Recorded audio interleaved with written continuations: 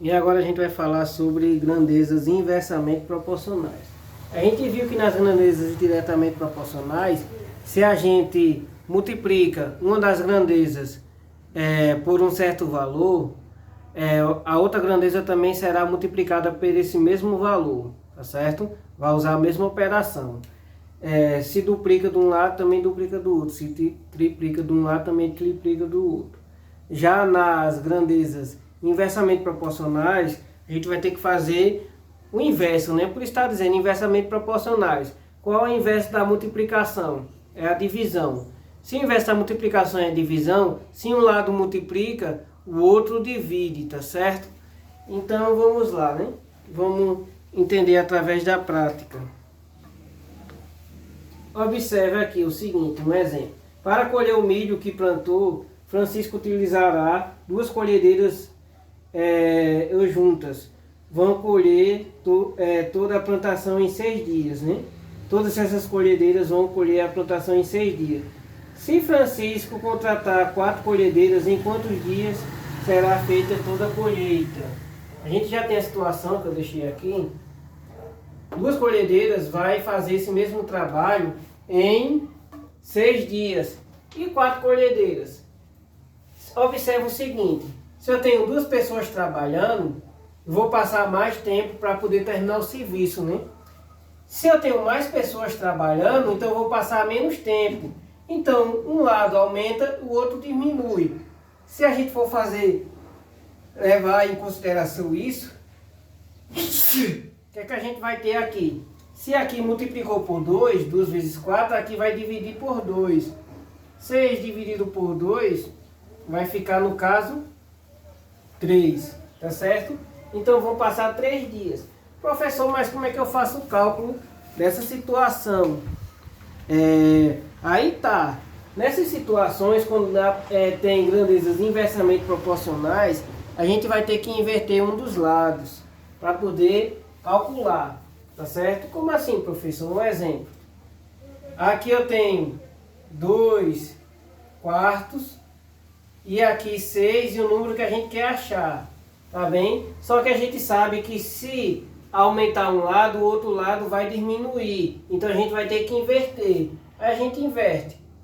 A gente vai levar em consideração, para poder fazer o cálculo, que 2 quartos vai ser igual, no caso, x sobre 6. A gente vai inverter um dos lados. Poderia inverter aqui também? Poderia. Porque senão não vai dar o resultado correto.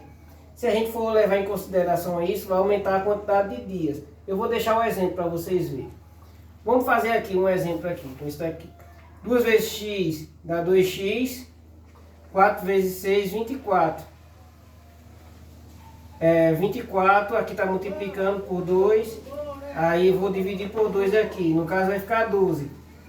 Aí como é que ficaria aqui? No caso, 4 pessoas trabalhando, vai passar mais dias para poder ter terminar a colheita? Não, né? Então por isso que a gente tem que inverter. Vai ficar totalmente errado se a gente trabalhar desse jeito. Fica sem lógica, né? Como é que 2 pessoas trabalhando vai levar 6 dias para terminar esse serviço e 4 pessoas trabalhando vai levar 12 dias? Então alguma coisa está aí.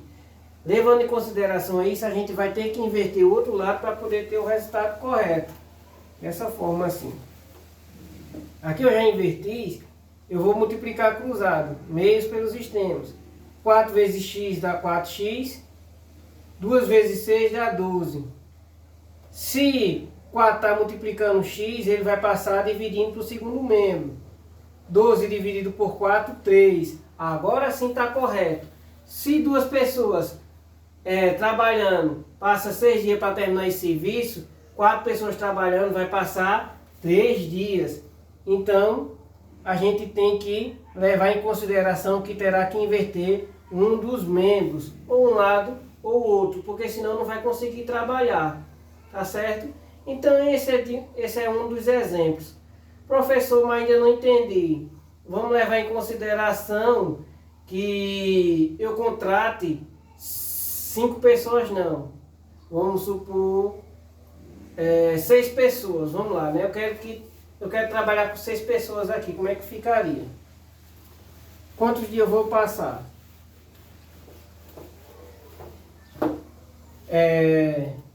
Se duas pessoas trabalhando passa 6 dias, eu quero saber quantas pessoas, 6 pessoas trabalhando, quantos dias vão passar, tá certo? Só que como isso aqui é uma grandeza inversamente proporcional, a gente vai ter que inverter um dos lados. Vamos inverter isso agora, para a gente trabalhar assim. 6 dividido por 2, aqui 6 por x. Vamos lá, né? Multiplicando os meios pelos extremos, eu vou ter 6x igual a 12. X vai ser igual a 12 dividido por 6. No caso aqui vai ser 2 dias, tá certo? Então, 6 pessoas trabalhando nessa situação aqui, vai passar 2 dias para poder terminar esse serviço. E assim vai por diante, tá certo? Eu poderia colocar a quantidade de dias, eu poderia propor o seguinte: eu quero terminar essa colheita em 1 dia, tá certo? Quantas pessoas eu vou ter que contratar para terminar essa colheita em 1 dia? Então vamos lá. Eu sei que 2 pessoas passam 6 dias, só que eu quero saber, para passar apenas 1 dia, quantas pessoas eu preciso. Então o x já vai estar invertendo aqui. Eu vou inverter aqui, vai ficar x sobre 2 igual a 6 sobre 1. Multiplica os meios pelos extremos.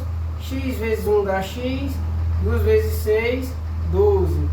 Então eu tenho que contratar 12 colhedeiras, tá certo?